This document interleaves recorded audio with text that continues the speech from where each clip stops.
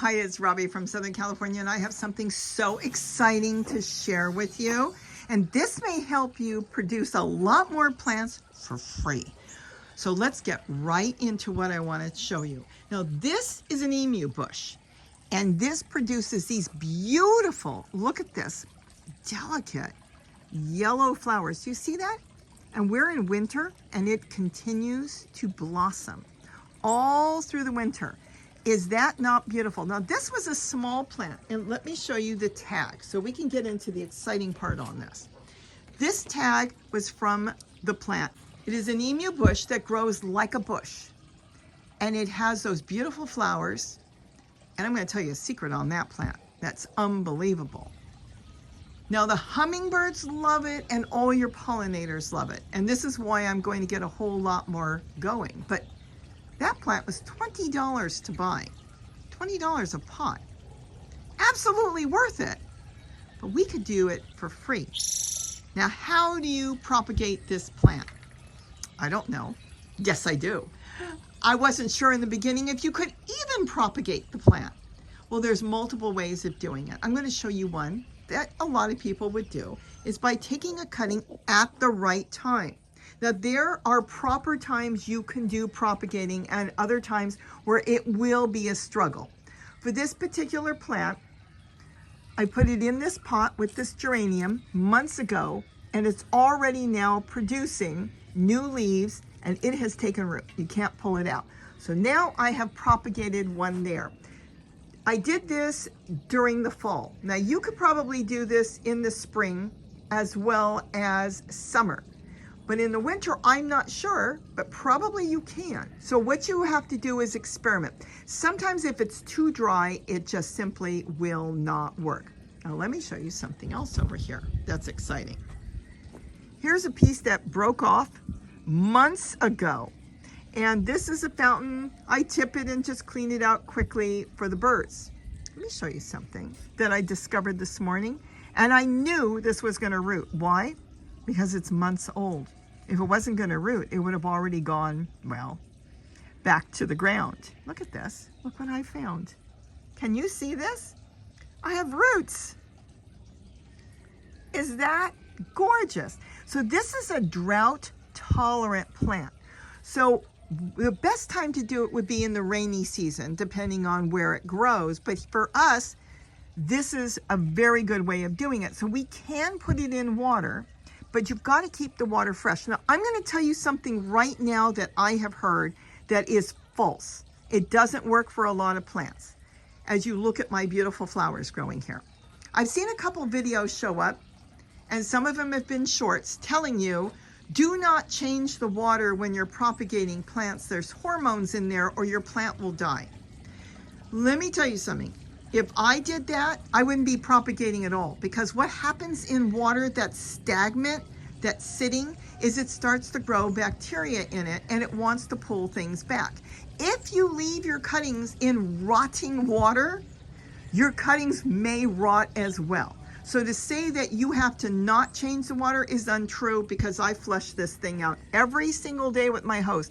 I don't worry about the algae that's growing out here, but I do worry about bacteria and other things that can get in there. So I flush out all the leaves that get in there, flush the water, and I just leave this. So this has been getting fresh water every day, and it is now growing beautifully there.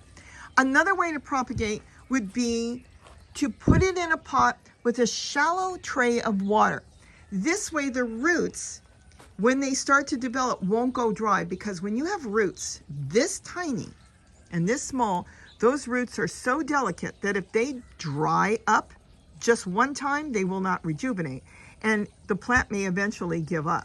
So I'm going to make sure to get that very soon in a pot. Get it in a pot with a shallow tray underneath with just a little bit, maybe 1/4 of an inch to 1 inch of water, but make sure the pot is tall enough so it's not sitting in water. Though it looks like it's doing good here, it won't be able to live in water permanently because it's not a water plant. So you've got two ways of doing it: starting it in water, fresh water, change your water every few days, or putting it in a pot with a shallow tray underneath. But the exciting part on this is they're beautiful plants. And now I know they can be propagated by cuttings. Very much so like the kufia, the hummingbird's lunch. I've done quite a few of those. I'll swing you around here and show you this one. This one was done at the primo time in the fall when everything was still nice and warm. Kept it damp, kept filling that cup up with water with a slow drip. And look at this, and this was not a small cutting. A big piece broke off, and I found it on the ground, and I did everything wrong.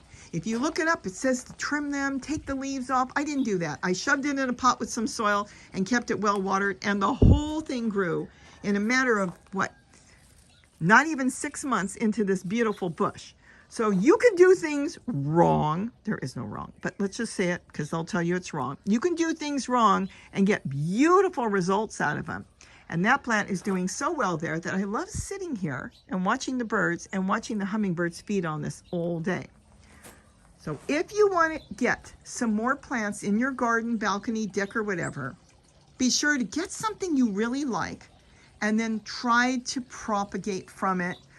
Do it right. And there are some right ways and wrong ways.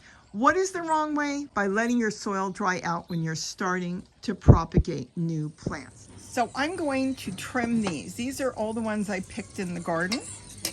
What we're going to do is take all these bottom leaves off. We don't want those bottom leaves. Compost that. Take them off. And you can leave a few leaves. If there's any flowers, make sure to take off the flowers. So let's get a whole bunch of these.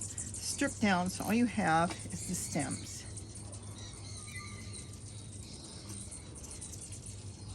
Some of them may look too small. Go ahead and go for it. You have nothing to lose at this point.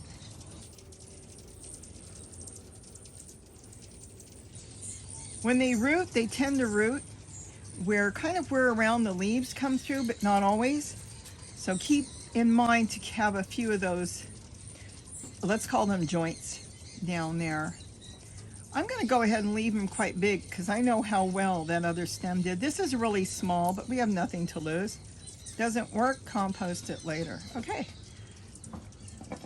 Now all we're going to do with this, make sure you can see that, yes, is we're going to stick them in. Give them a little space and just stick them all the way down.